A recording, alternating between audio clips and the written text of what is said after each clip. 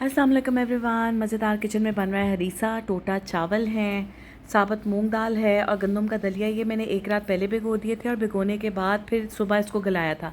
यहाँ पर मैंने बीफ लिया है और थोड़ी सी हड्डियाँ ले ली थी ताकि उसका सूप और यखनी अच्छी निकल आए।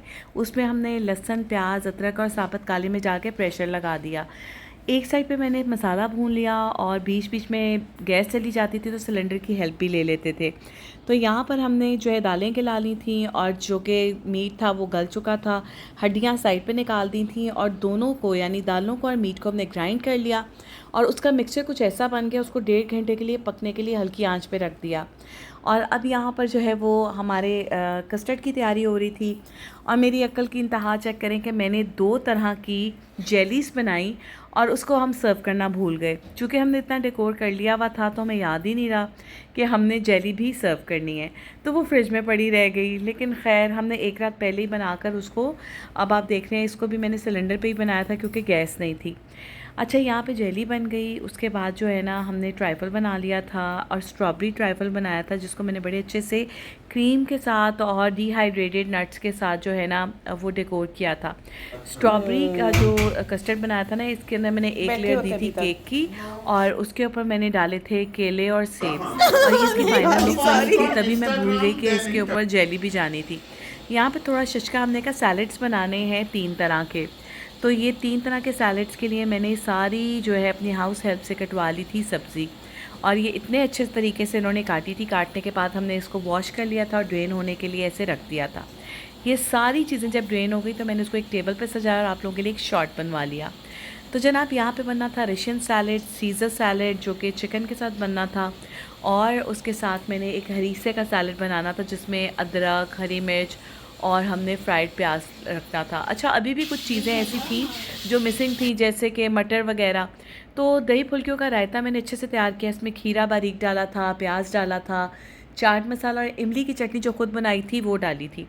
जितनी देर पे हमारी फुल्कियाँ ड्रेन होती मैंने जल्दी से फिरनी की तैयारी कर ली थी और फिरनी यहाँ पे बन के बहुत अच्छे से तैयार होगी। इसमें मैंने एंड में मलाई भी ऐड की थी ताकि इसका एक क्रीमी टेक्सचर हो जाए। बहुत खूबसूरत इसकी लुक और जायका भी बड़ा अच्छा था। यहाँ पर ये बन गया और उसके बाद तैयारी करना शुरू की हमने अपनी जनाब कढ़ाई की। कढ़ाई में मैंने एक रात पहले इसको मैरिनेट कर दिया था मसाले डाल के। बस नहीं डाले थे तो लहसुन, प्याज, अदरक और टमाटर, तो उसकी मैंने तड़का के तो इसके ऊपर डाला और फिर उसको हल्के दम पे रख दिया और जब ये फाइनल लुक हुई तो मैंने आपके लिए इसका शॉट बना लिया। अब आलू गोश्त की तैयारी थी और आलू गोश्त की तैयारी जो है उसमें मैंने लहसुन, अदरक, प्याज, टमाटर इसी तरह फ्राई कर लिया था और यहाँ दही फुल्की को मैंने फ़ौरी तौर पे रेडी कर दिया ताकि दावत का टाइम बिल्कुल करीब आया तो साथ साथ चीज़ें सैम्पल हो जाए। रशियन सैलड को भी मैंने ऐसे मिक्स करके और बड़े अच्छे से मैंने इसका जो है वो मिक्सचर बनाया था लिक्विड का, वो उसमें मैंने ऐड कर दिया। आलू गोश्त की यखनी तैयार हो गई थी। इसको मैंने प्रेशर नहीं लगाया क्योंकि छोटा गोश्त थोड़ा जल्दी गल जाता है और मैं चाहती थी कि क्वांटिटी बहुत ज़्यादा बन रही थी तो ये ना हो कि मेरा गोश्त घुल जाए या अलग हो जाए। तो मैंने बहुत अच्छे से गोश्त गला लिया था और इसकी बोटी ऐसी थी कि हाथ लगाओ तो टूट जाए, लेकिन सालन में वो घुली नहीं। सो आलू गोश्त के साथ मटर पुलाव ना हो तो ये तो पता ही नहीं है, मज़ा ही नहीं आता। इसकी फ़ाइनल लुक आलू गोश्त की मैंने इस तरह से प्रेजेंट किया था मिट्टी की हांडी में। और साग बनाया था। साग के बीच में हमने ताज़ा मक्खन और उसका तड़का लगा लिया था। ठीक है जनाब। और इसके साथ ही मकई की रोटी थी। साग के साथ हमने मकई की रोटी सर्व की। फ्राइड फ़िश लाइव थी और ये हरीसा की थी फाइनल लुक। और यहाँ पर हमने अच्छे तरीके से जो एक चटनी बना ली थी ना, वो थी हमारी फ़िश की। फ़िश हम साथ लाइव फ्राई भी करे थे और हमने इसे सर्व भी की हुई थी।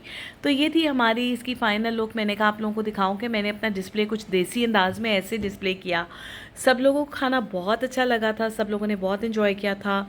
मक्खन जो है ना वो साग में बहुत अच्छा टेस्ट दे रहा था। और यहाँ पे चिकन कढ़ाई थी, चिकन कढ़ाई बहुत मज़े की बनी थी।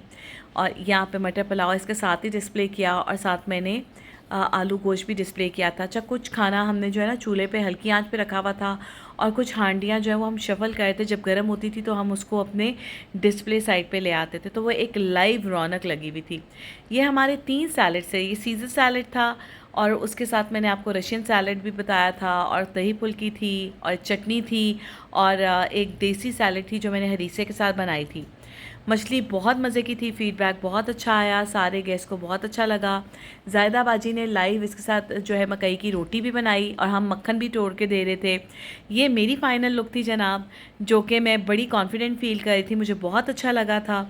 और ये जोड़ा जो मैंने पहना था ना, ये मेरी कज़न ने मुझे गिफ्ट किया था, राबिया ने। मैंने सोचा कि उसको क्रेडिट भी दे दूँ। तो यहाँ पे हमने फ़ाइनल लुक आपको दिखा दी खाने की। मुझे उम्मीद है आपको मेरी आज की वीडियो बहुत अच्छी लगी होगी। बसंत के दिन है जनाब, आप भी अपना ऑर्डर पेश करें और उम्मीद है आप लोगों को भी हमारा फूड बहुत अच्छा लगेगा। अगर आपने पहले खाया हुआ है, रीऑर्डर करें और मुझे मेरे इसके नीचे कमेंट करके ज़रूर बताएं वीडियो के नीचे कि आपको कैसा लगा था। ना जनाब, मीठे के बगैर दावत बिल्कुल अधूरी होती है और अपनी लुक दिखाए बगैर तो मैं रह ही नहीं सकती थी। मैंने सोचा हम दोनों की क्या लुक थी मैं आपको दिखाऊं। और ये शॉट हमने बनाया था इंस्टा से, तो इंस्टा पे गाना पता नहीं क्यों लग गया था, लेकिन वो आपको नहीं आएगा क्योंकि मैंने उसको जो है वो माइनस कर दिया था। फिर सोचा आपको अपने नेकलेस के बारे में बता लूँ। ये नेकलेस मैंने मोहम्मद ड्रामा में सबा कमर को पहने हुए देखा और लकीली ये मुझे वेबसाइट से मिल गया था। तो ये है मेरी फ़ाइनल लुक। और यहाँ पे हमारा किचन पूरा साफ़ हो गया था, स्टाफ को हम अभी ड्रॉप करके आए थे और मैंने कहा कि एक शॉट बना लूँ। तो ये सारा क्रेडिट हमारे स्टाफ को जाता है, हाउस हेल्प को जाता है, जिन्होंने पूरे घर को इतने अच्छे से मैनेज किया। क्लीनलीनेस पे बहुत फोकस किया गया था, हर चीज़ को प्रॉपर्ली मैनेज किया गया था और जाने से पहले उन्होंने सारे बर्तन धो के ड्राई करके अपनी अपनी जगह पे रख दिए थे। और मेरा जो किचन है वो इस वक्त बिल्कुल लचक रहा था, बहुत खूबसूरत लग रहा था। हाँ, वो अलग कहानी है कि इसके बाद मुझे बहुत खलियाँ पड़ गई थी, मुझसे बिस्तर पे लेटा भी नहीं जा रहा था। चेंज मैंने कर लिया, लेकिन जब तक मैंने अपने पेन किलर नहीं खा ली और दवाई नहीं लगा ली, मुझे सुकून नहीं आया था। Thank you so much for watching this video. उम्मीद है आपको अच्छी लगी होगी। आप भी अपने रवैये से मुझे अपने कमेंट्स के ज़रिए अपडेट करते रहें। Thank you so much. अल्लाह हाफ़िज़।